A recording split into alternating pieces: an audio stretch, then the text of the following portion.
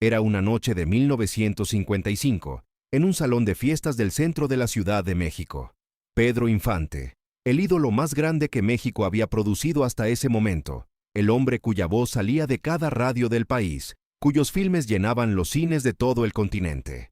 Caminaba entre las mesas con esa naturalidad absolutamente imposible de fingir que tenían los que habían nacido para ser admirados. La orquesta tocaba. El ambiente era de los que se forman solos cuando la gente está feliz y el tequila está frío. Y en un rincón del salón, casi invisible entre los invitados más conocidos, había un joven de 24 años con el traje limpio pero claramente rentado, una mandíbula pronunciada y unos ojos oscuros que miraban la noche como quien espera que el mundo le deba algo todavía. Se llamaba Gabriel Siria Levario. Nadie en ese salón lo conocía por ese nombre. Y muy pronto dejarían de conocerlo por cualquier nombre, porque esa noche, cuando Pedro Infante, el rey indiscutible de la canción mexicana, lo señaló desde el otro lado del salón y le dijo que se acercara al micrófono y cantara si podía, Gabriel Siria Levario tomó el micrófono y cantó de una forma que ninguno de los presentes volvería a describir con exactitud, pero que todos recordarían como el momento en que entendieron que estaban frente a algo que no habían visto antes. Aquella noche nació para el mundo Javier Solís. Para entender lo que ocurrió en ese salón y por qué el desafío de Pedro Infante fue mucho más que un gesto de animador generoso, hay que entender de dónde venía el hombre que se acercó al micrófono con el traje rentado y la certeza absoluta de quien no tiene nada que perder. Gabriel Siria Levario nació el 1 de septiembre de 1931 en el barrio de Tepito, en la Ciudad de México. Tepito era entonces, como es ahora, el corazón más duro y más genuino de la ciudad. Un barrio de mercados informales, de comerciantes que levantaban el puesto antes del amanecer, de familias que vivían en vecindades compartidas donde los niños crecían sabiendo que el espacio era limitado y la vida no esperaba a nadie. Gabriel creció en esa dureza. El padre trabajaba en lo que encontraba. La madre cosía, lavaba, hacía lo que era necesario. No había dinero para caprichos y los estudios llegaron hasta donde llegaron. Desde los primeros años, Gabriel cantaba, no porque alguien le enseñara, cantaba porque era la única cosa que hacía sin esfuerzo y que producía en quien lo escuchaba una reacción que él no sabía nombrar, pero que reconocía como poderosa. Cantaba en la vecindad, en las fiestas de los vecinos, en los cumpleaños donde a veces le daban de comer y a veces no le daban nada, pero de todas formas él cantaba porque no hacerlo era imposible. La voz que tenía era ya desde adolescente, algo diferente de lo que los oídos del barrio estaban acostumbrados a escuchar. Tenía un vibrato natural, una forma de sostener las notas largas que hacía que el aire del cuarto cambiara de temperatura. Con 16 años empezó a trabajar en el rastro de la ciudad, matarife de profesión, de madrugada, entre olores y ruidos que la mayoría de las personas prefieren no imaginar. El trabajo era lo que había. El sueldo alcanzaba para comer y para guardar algunos pesos en una lata de galletas debajo del colchón. Cantaba en las noches, después del turno, en las cantinas del barrio donde los borrachos lo escuchaban con la atención que los borrachos le dan a las cosas buenas, que es una atención sin pretensiones, y por eso a veces la más honesta. A los 20 años empezó a presentarse en teatros de variedades del centro de la ciudad. Los teatros de variedades del México de los años 50 eran el laboratorio de entrenamiento más exigente que existía para un artista popular. El público era ruidoso, impaciente, exigente con una crueldad particular hacia quien no estuviera a la altura. No había red de protección. O el artista convencía en los primeros minutos o el público lo hacía saber de formas que no dejaban espacio para la ambigüedad. Gabriel aprendió a convencer rápido.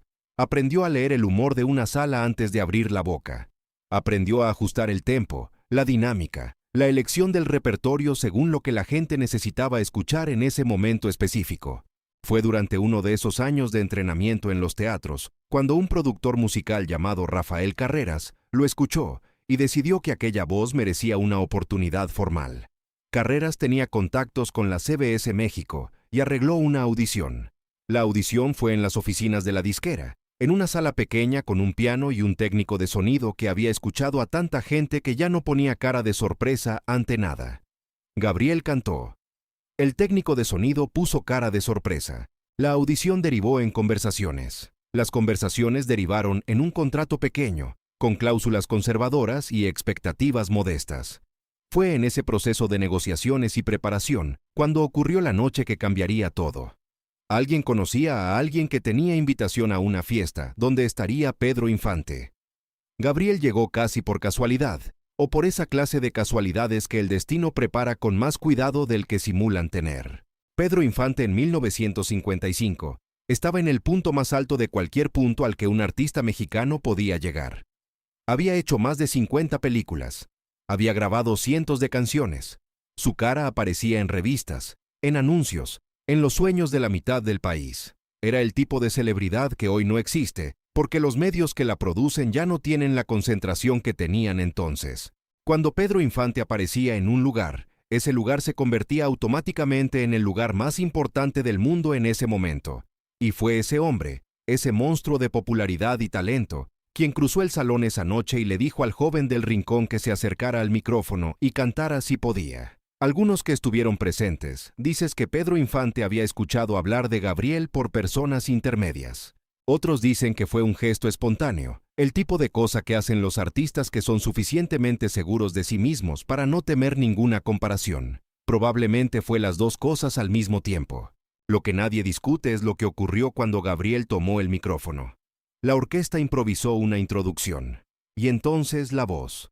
Una voz que tenía todo lo que la música popular mexicana reconocía como bueno: el fraseo elegante del bolero, la queja honesta del ranchero, el vibrato controlado que los mejores tenores entrenaban durante años y que Gabriel había desarrollado cantando en vecindades y cantinas, sin que nadie le explicara la técnica, porque él nunca había tomado una clase. Era una voz que sonaba como si llevara toda la historia sentimental de México dentro. El salón quedó quieto. No completamente quieto, porque los salones de fiesta nunca quedan completamente quietos, pero con esa quietud parcial que es más significativa que el silencio total, porque significa que la gente decidió dejar de hacer lo que estaba haciendo para escuchar algo que no esperaba. Pedro Infante escuchó desde donde estaba, y cuando la canción terminó y el aplauso empezó, Pedro Infante fue el primero en aplaudir, no como gesto de cortesía protocolar, con las manos abiertas de alguien que reconoce algo verdadero y no tiene problema en mostrarlo. Lo que siguió a esa noche fue una de las carreras más meteóricas que la música popular en español ha producido. En 1958, Gabriel Siria Levario cambió su nombre artístico, Javier por el patrón de la Ciudad de México, Solís por la claridad y la fuerza del sol. Javier Solís era un nombre que sonaba como un escenario. La CBS México lanzó su primer disco ese año, y la reacción del público fue de una velocidad que sorprendió hasta a los más optimistas dentro de la disquera. Las estaciones de radio empezaron a programar las canciones, las cartas de los oyentes llegaban. Las solicitudes de presentaciones aumentaron. En 1959 llegó Sombras, la canción que se convertiría en el trabajo más importante de su carrera y en una de las canciones más grabadas en la historia de la música en español. Sombras no era una composición de Javier. Era una canción de Roberto Cantoral, que ya había sido interpretada por otros artistas antes. Pero cuando Javier la cantó con ese vibrato que le abría el pecho al oyente, con esa forma de poner drama en cada sílaba sin que el drama se volviera exagerado, la canción dejó de pertenecer a quien la había compuesto y pasó a pertenecer a quien la había interpretado de esa manera. Así funciona la interpretación cuando llega al nivel más alto de lo que puede hacer. Se apropia de las palabras ajenas con tanta autenticidad que la autoría original queda en segundo plano. Sombra sonó en todas las radios de México durante meses. Cruzó a Latinoamérica. Llegó a España, donde el bolero tenía una tradición arraigada, y donde la voz de Javier fue recibida como la de alguien que había comprendido el género en su dimensión más pura. Llegó a los mercados de población hispana en Estados Unidos.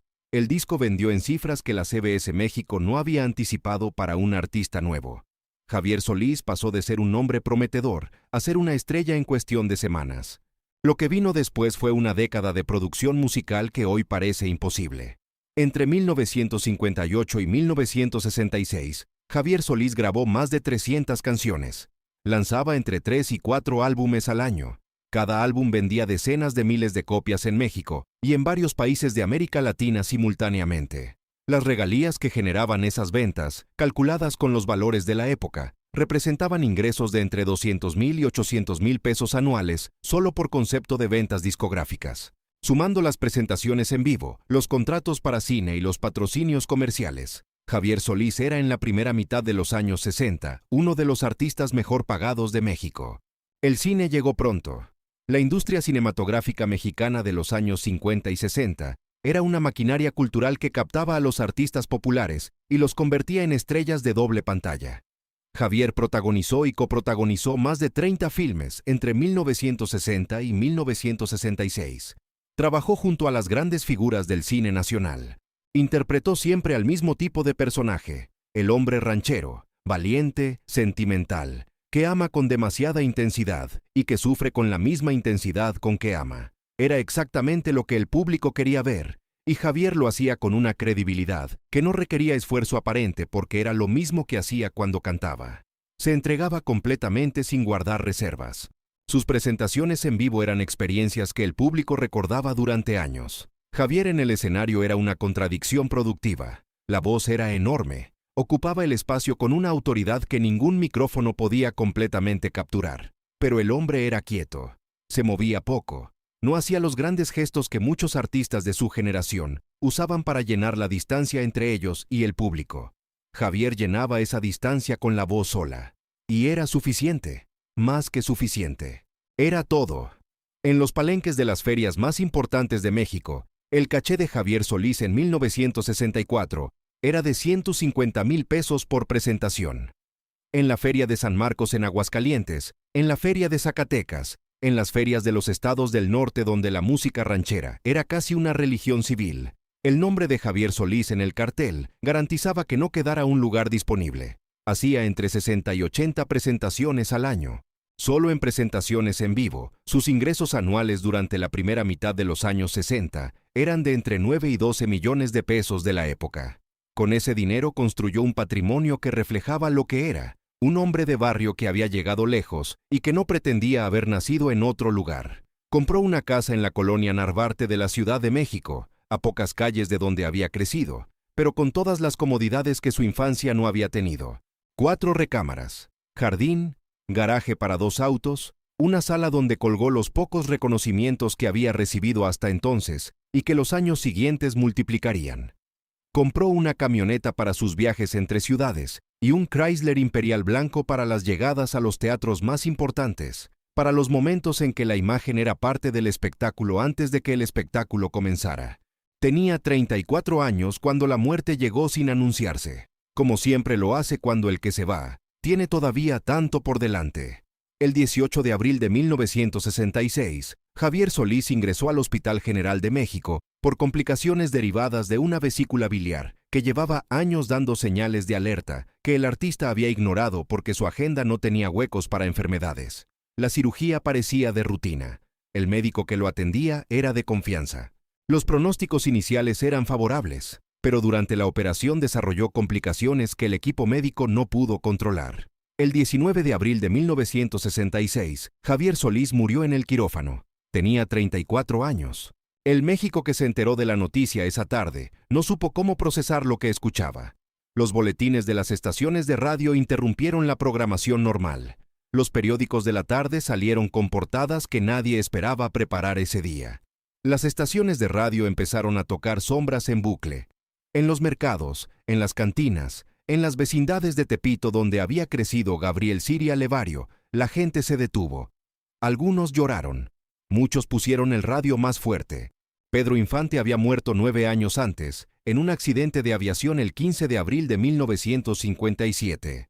Los dos iconos de la misma generación, los dos hombres que habían definido lo que significaba una voz mexicana en el siglo XX, habían muerto con décadas por delante de lo que debería haber sido el resto de sus vidas.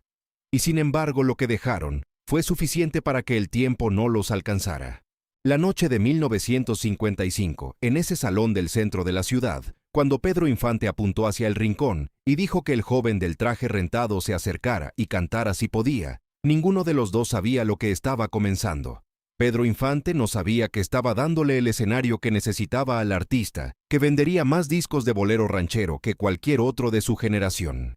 Y Gabriel Siria Levario no sabía que en 15 años habría terminado de hacer todo lo que tenía que hacer, que habría cantado todo lo que tenía que cantar, y que una voz como la suya no necesita duración para ser eterna. Necesita solo la canción correcta y el momento correcto para decirla. Javier Solís cantó Sombras, de una forma que nadie ha podido igualar en las 6 décadas que han pasado desde que la grabó.